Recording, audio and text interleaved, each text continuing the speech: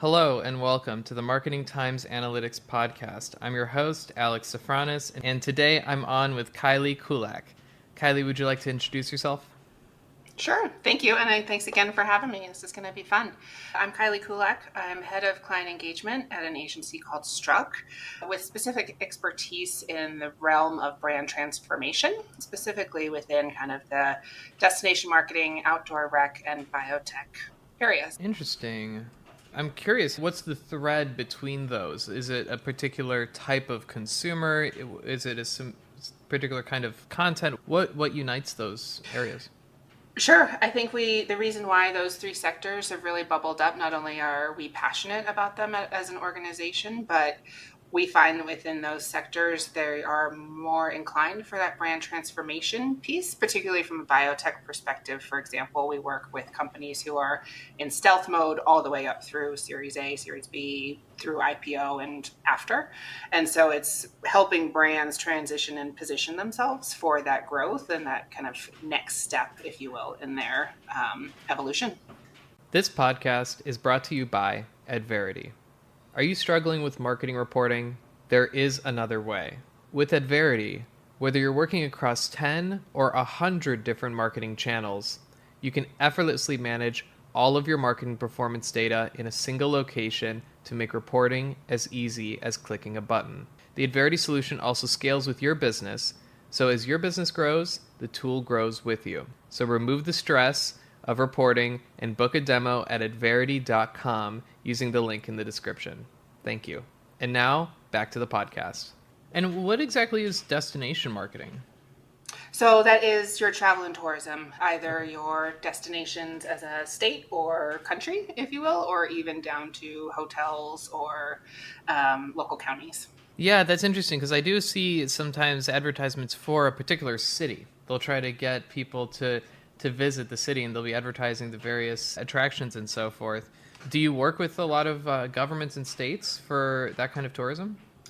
Yes, yeah, we have been the agency of record for the state of Utah for about 17 years. And then we've also worked with various entities, whether it's Monterey County or Scottsdale, Arizona, other destinations, as well as down to ski resorts. We have a number of those out west and have worked well in positioning them, defining their brand, and then developing the brand campaigns to attract the right visitors. That's a whole nother bundle of yarn that could be a long conversation, right? Because if you're not familiar with destination marketing, they are at a little bit of a crossroads, if you will, particularly for those who have actually cracked the nut and kind of defined themselves as a brand and have a really good positioning that brings folks to visit. It's then balancing the destination marketing with destination management and ensuring that they're attracting the right visitors who are going to respect the land, respect the culture, respect the locals, if you will, and balancing and educating the locals who might be a little frustrated by the influx of folks and the benefits of what that tourism revenue is going to do for their local community. But that could be another topic. Yeah, no, that's very interesting. And yeah, maybe we'll get more into that. Taking a step back, talking about how you got into this role working in the marketing area in brand transformation. Tell us about your education and how you got into this role. Sure. I'd say that I come from a family of marketers. A number of my family, father, mother, sister, are all pretty well established within the marketing realm. And so it's always been a topic around the table. I was fortunate to go to a great liberal arts school down in New Orleans, Tulane University. And then from there, went straight into the advertising world back in my hometown of New York City and worked my way through the agency conglomerates with the WPPs and the Grays of the world, specifically within the media planning and buying sector, which is very technical and often folks don't actually understand what that is. And then proceeded to work within that industry, working with blue chip and kind of Fortune 500 companies. And then my husband and my now husband and I at the time decided we needed a little bit of a change of pace in our life. And so we actually up and moved to Park City, Utah, which is quite the different environment than New York City, but we loved it. We actually started our own little side business, which was a great experience from an entrepreneurial perspective and learning to have empathy for those clients of yours who come to you, and then found Struck and have been struck with Struck ever since. So I think we're going on 13 years. And I'd say we are a little bit different than your traditional agencies where you have your traditional account management, your producers, or project management. I have structured the team in such a way that it is called client engagement. And the client engagement team is made up of both the strategists as well as your client service function, and they really work as a team. And whereas we want our classically trained strategists to be learning the skill set of your client service and understanding empathy and understanding your client's perspective and advocating for their needs, but also having the client service learning from the strategist on a regular basis of thinking analytically, understanding what from the very outset, from our very early new business conversations, structuring our engagements based on engagement and measurement and how we're going to deliver at the end of our engagement. So what are some of the KPIs that you focus on when you're breaking down engagement? What exactly are you looking at engagement on? Is it on social media? Is it engagement in terms of foot traffic maybe? Or what kind of engagement are you looking at? And then what other variables do you look at for success? I would say we have quite the toolkit, and we also, while we have those three sectors that we focus primarily within, the KPIs vary dramatically based on the client's goals. And so from that new business conversation, we sit down very clearly and ask, once the NDA has been put in place, what does success look like for year 1, year 3, year 5? And how can we help develop the roadmap on how to prioritize how we achieve those goals? And then what measurement toolkits we'll put into place to make sure that we are measuring within the right cadence for ongoing optimization as necessary. In our strategic approach, we really do a diagnostic where we're looking at everything from competitive research to mass market surveys to any proprietary research that the client has that then informs how we go and develop our strategic approach that then informs obviously our tactical executions, whether that's a brand, visual identity development, a brand campaign, merchandising. We have Structure, which is an entity that focuses entirely on environmental and experiential design. So whether that's office space experience or toy shops or amusement parks, what are the branded touch points that we're ensuring are woven through that customer experience so that there's a consistent and cohesive experience of the brand for our customers?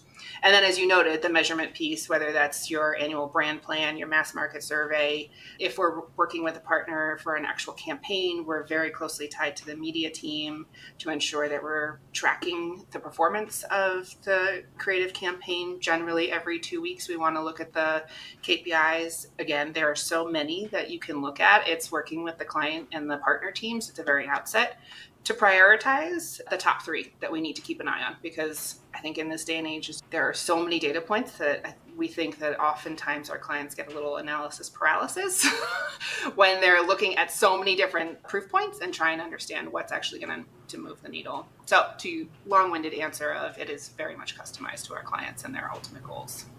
That makes sense. Specific to the destination marketing piece, how do you measure success in that kind of a campaign?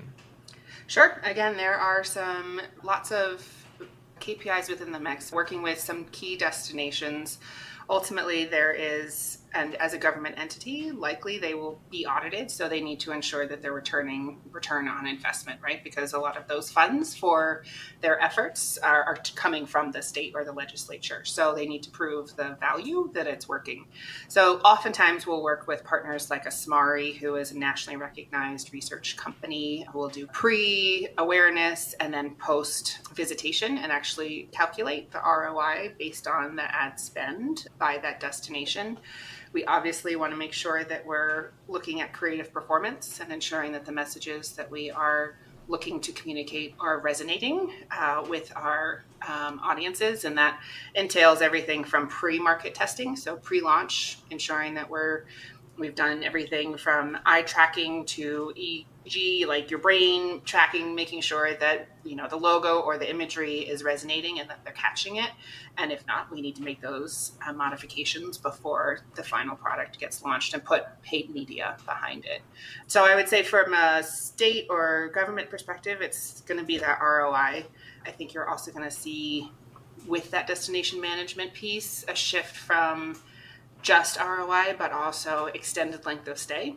So ensuring that your visitors are engaging in the local communities, shopping at the local stores, eating at the local dining facilities, and really interacting with the local community and spending the money and infusing their money back into that local economy. Makes sense. And what kind of tactics or placements would you look at for a destination advertising campaign? Is it TV ads, social media? What do you tend to gravitate towards for that kind of a campaign?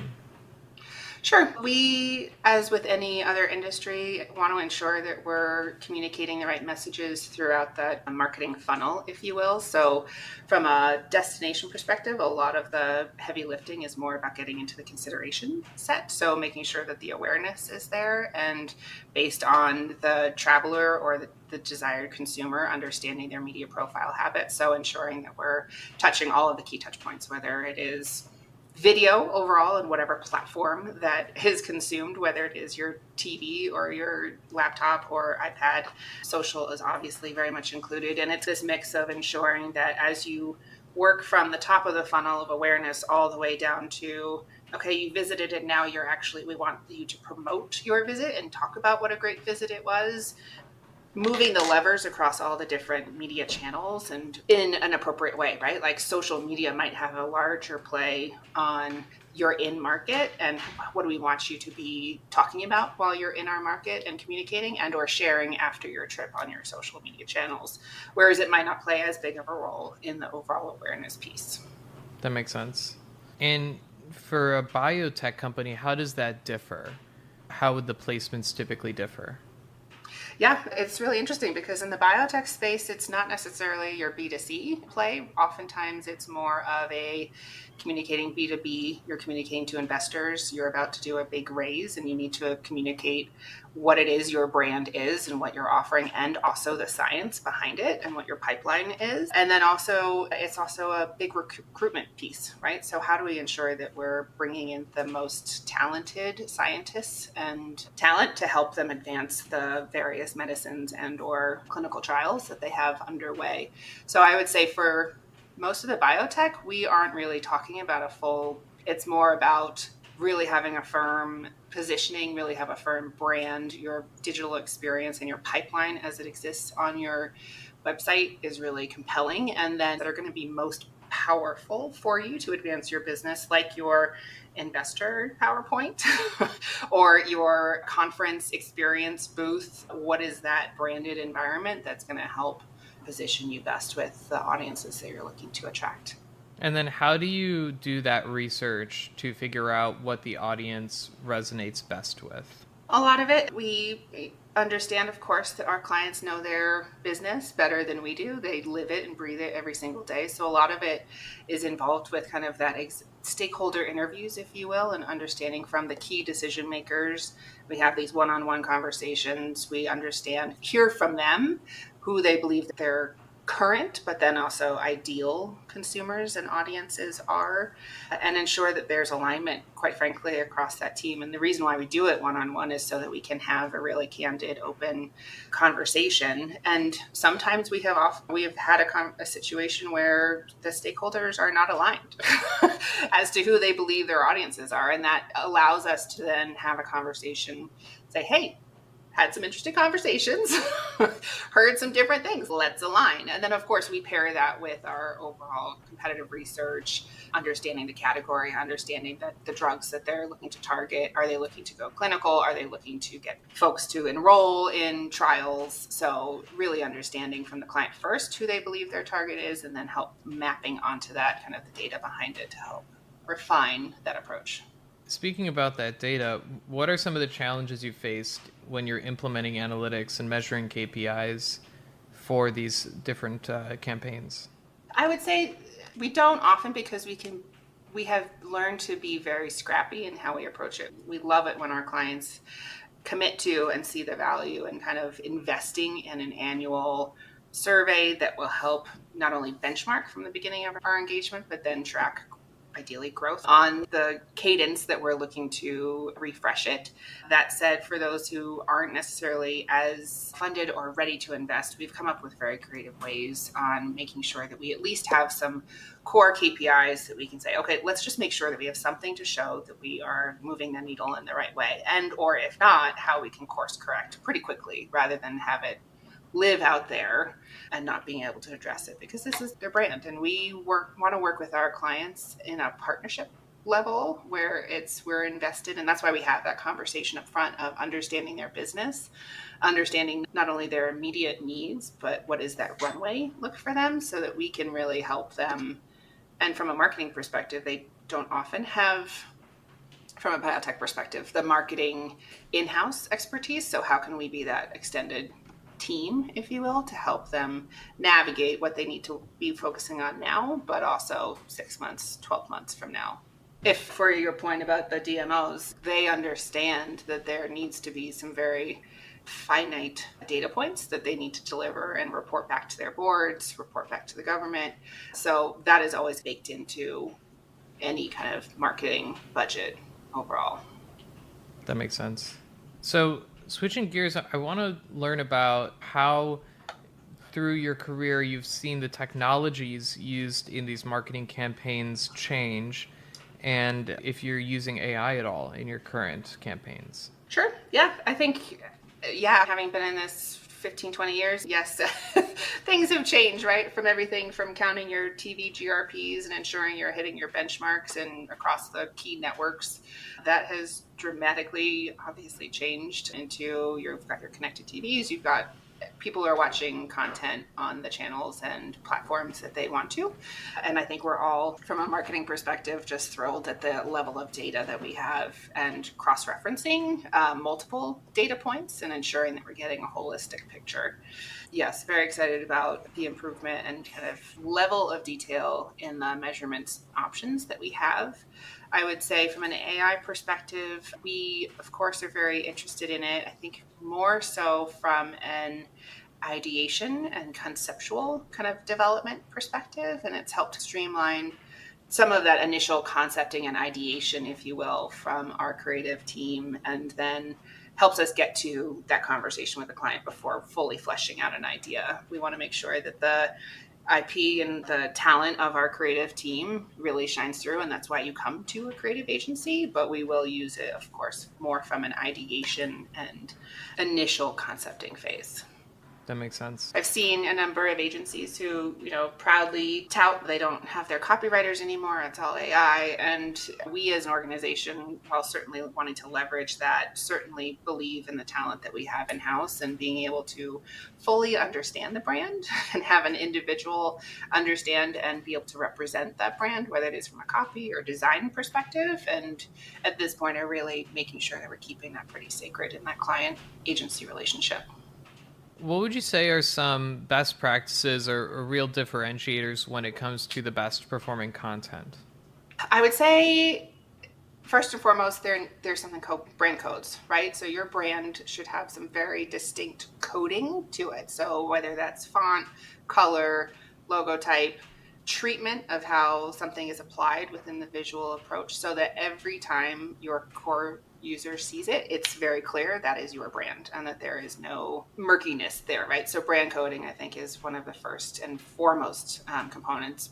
Strong positioning and very tight, given folks' attention spans, making sure that you're getting very quick to the point in terms of what you want your users to do.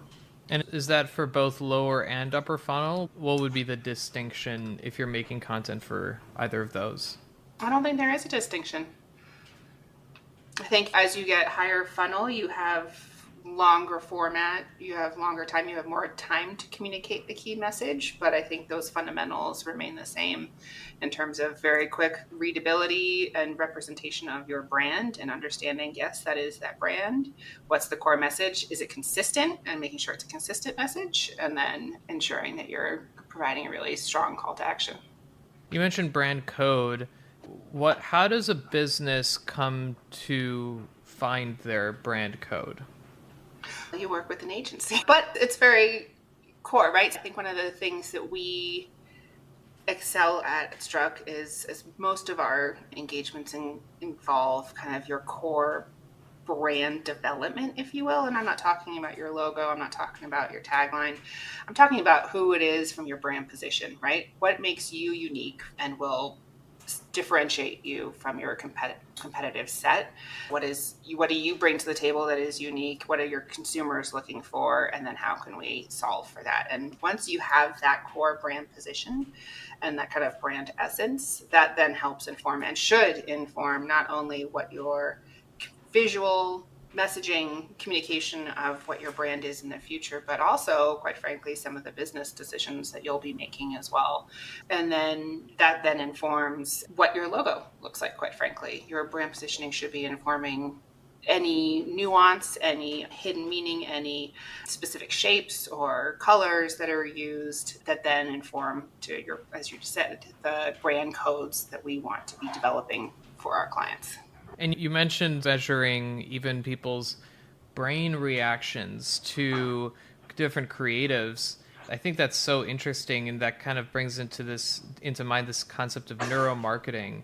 Do you do any work around that? Only in the sense of the testing stuff that we have, the testing elements that we have employed. I know that it is definitely on our strategy team's short list of things that they want to get into further to be able to offer to our clients. But particularly for our clients where the investment is considerable for, let's say, an advertising campaign, we believe it's imperative to ensure that the visual 30, 60-second spot is communicating the best of what we want to communicate in the most effective way. And that's where we've used that eye tracking. We've done focus groups with brain tracking and just understanding what scenes make people really excited, what scenes make people scared, and what maybe some confusion, and just digging into that to then be able to address that and adapt it for the best performing creative. And do you have any like strategies you could share for what kinds of creative or what colors or some like advice you would give for creating more engaging content visually? I would say it depends on the brand and what we want the user to ultimately do, to feel, and to do. But at the end of the day, I think it's having a really good understanding of your core consumer and doing the consumer research to help inform the creative development, as we do with our creative briefs, and making sure that the approach is tested in whatever manner necessary. We've even done some very quick turn kind of online surveys, quick turn online testing, whether it's focus groups as well, just to get your core consumers' feedback is really helpful as well. But no blanket kind of best practices, if you will. Yeah. Have you found that mirroring the consumer with the individual, if there's a person featured in the creative, mirroring the person you're trying to reach, is that better to connect with them, or do people respond to anybody that they see as long as it's like a person? Is there anything around that you found is more effective? I think it's important to ensure that there is inclusivity and any individual can see themselves in whatever it is that we're creating. And where possible, we want to ensure that there is a diversity of talent that's represented within, let's say, a campaign or a visual kind of 30-second spot. We want to ensure that anyone within our core target audience can see them within that environment and or within that exchange. Of course, we want to make sure that there's diversity. For things like 15-second spots, you don't necessarily have the luxury of having the opportunity for multiple folks, and that's where it's really around evoking the emotion that you want anyone to be able to respond to that's in your kind of core audience, and having that emotional trigger that will resonate with anyone that we are hoping to target. Yeah, so it does. So you do find that it increases engagement when you have the various audience members represented in the visual imagery? Yeah, when possible, that is definitely helpful. But making sure that there's the breadth of diversity as well. Curious about, let's say, okay, human creativity versus AI generated content. I know that you mentioned that you're sticking by the people generating the creative and the AI helps with the initial concepting. How do you think that balance will change in the future? I think it will change. I think with all things new and things that seem to be very effective and very efficient, there will be probably a tipping point where perhaps the scale gets pushed a little bit further in the AI. But then I think it will start to normalize. I think we'll start to see where a tool like AI can be most effective and most efficient and helpful, and perhaps more of a tactical tool versus your inspirational, your kind of ideation and kind of really creativity, because AI is awesome. And again, what you feed it is what it will continue to iterate from. So I do see that there will be more of a leaning into AI, and I think there will be somewhat of a normalization there as well.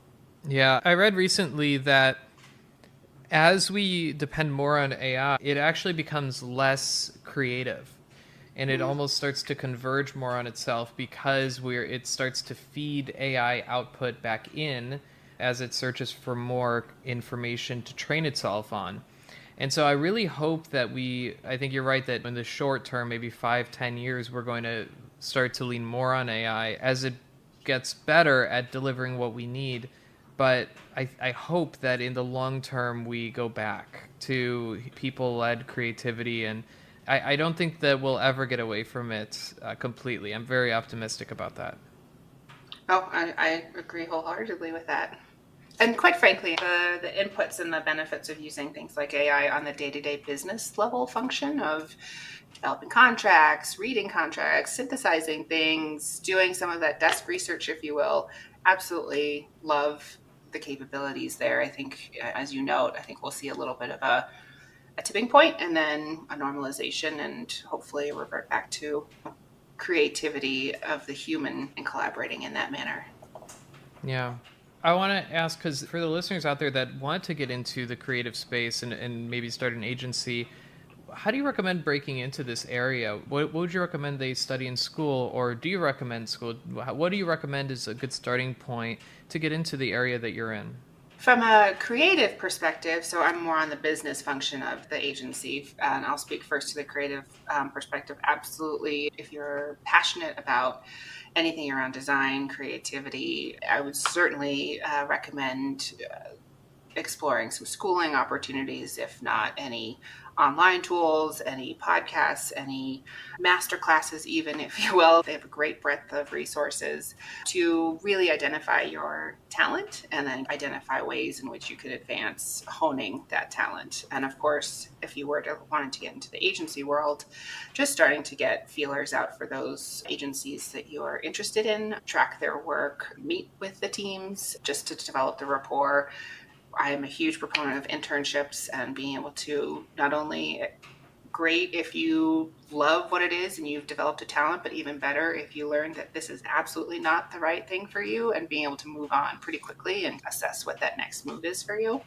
And then from a business perspective, I would say any interest in helping brands and having empathy for business owners and helping them to achieve the goals that they're looking to achieve.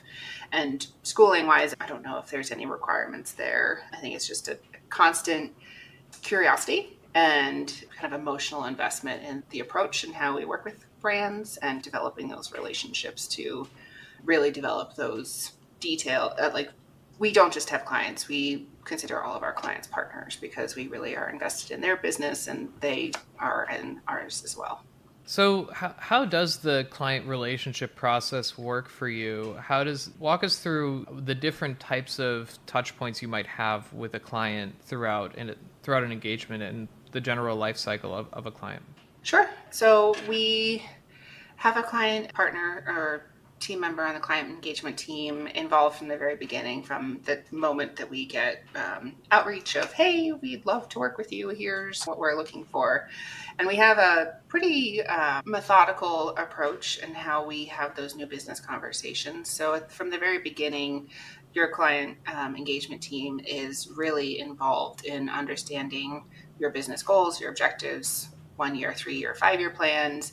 How are we going to measure success throughout that engagement? And ultimately, while they might come to us with say, hey, we want a website, through those conversations, we'll be able to say, yes, we understand you need a website, but actually, from a 10,000 foot view, here are 3 different ways we could engage that would help you achieve those goals. And sometimes we've actually said, we don't think website is actually your first priority. We think you should be focusing on this piece if that is your goal that you're looking to achieve. And then usually they really appreciate the bigger picture thinking on their behalf. And should they then become a client with us, then that client partner is paired with them throughout the engagement. And as I mentioned, you've got your client partner, you've got your strategist who are always involved in the day-to-day and understanding and having a seat at the table from the very outset, because we actually also want to make sure that we're working with the key decision makers, and often that's your C-suite. So we have a seat at the table, if you will, of understanding how what we're developing for them is helping them achieve their goals. So we'll be involved from brand planning to understanding what their marketing plan is and having input into what their overall marketing plan is, and kind of just your regular touch points, right? We want to make sure that the relationship is solidified enough so that any relationship, there are going to be ups and downs, and there are going to be those moments where you need to work and dig a little bit deeper, but we want to ensure that those relationships are there so that you can have that tough conversation on a Friday night on a cell phone. I'm just like, hey, that didn't go so great. Or what are we going to do about that? Because that didn't go the way we wanted it to. And just having and working in tandem as that strategic partner with our clients. And I'm sure there's a lot of testing that goes on and a lot of success and a lot of things that don't succeed as much as you'd like. So how do you manage those difficult conversations? Do you have any advice for how to best manage difficult news? Yeah, I think candor, right? With any relationship, it's important to be really honest. And if something didn't work the way we expected, hopefully there's some insight as to why that we can come to the table with as well. And then on the same part, hoping that the client comes to the table with their perspective as well, and or any inputs that they feel might have affected the success of that effort. Again, at the end of the day, we are all people. We all hopefully love what we do and want to ensure that we're moving things forward in a successful manner. And just any relationship, honesty and candor and empathy are all things that we recommend we bring to the table as client partners. So what about looking into the future of a creative agency? How do you expect your business to evolve and the industry overall to evolve in 5 to 10 years? I say we have seen a lot of evolution within the last 5 years, specifically, as I'm sure you've seen as well. Gone are the days of your agency of record. You've got your $10 million client, you manage everything, you've got a 5-year contract. Obviously, procurement has gotten involved on the brand side, making sure that they're efficient and making sure that they're tracking the right partners. And so we've learned to be a little bit more dynamic and engage more on a kind of project to project basis, or kind of annual basis, to ensure that we can prove our value and the results that we're delivering for our clients. As it continues to evolve, I would say that is something that we will continue to see. And unfortunately, the markets very much determine the willingness for brands to invest and or increase investment to help them achieve their goals. With the markets in the last 18 months, and I'm sure the next 18 months will have an impact on how eager brands are to invest right now to help achieve the goals that they're looking to do. Yeah, that makes sense. What are you most passionate about within your career? What makes you most excited about the work you do? I think it's the journey of the engagement, and oftentimes we have engagements that there are some pretty lofty challenges. There are some pretty large goals that they're looking to achieve, and helping to educate the client on what that roadmap can look like. And it will be a roadmap because you can't achieve all of those things within a year, right? And the investment that you have. So really being that strategic partner to help educate and build that roadmap, and then ultimately seeing the results of that on the back end. That's the most rewarding part of just going through the entire process together. Additionally, I think I personally have a passion for mentoring, specifically women, and I don't think there is as much representation from a creative perspective from the female side of things. And so I have worked over the last few years working with various mentor groups and ensuring that they have the tools earlier on to have the confidence to take their seat at the table rather than ask to have their seat at the table. And so that's something that I've just personally been passionate about as well in the industry. Any books, any podcasts, or influencers that you'd recommend people follow to learn more about this area?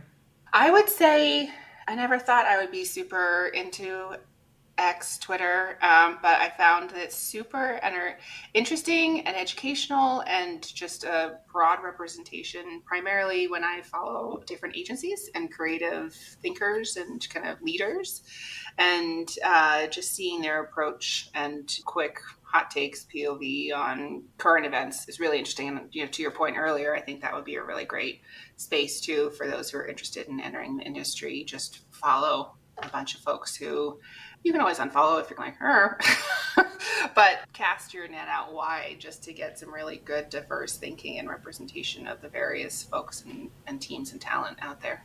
Awesome. Yeah, that's great to know. I think this has been a really fruitful conversation. I want to thank you, Kylie, for joining the podcast. Absolutely. Thanks for having me. Awesome. And thanks everyone for listening. We'll talk to you soon.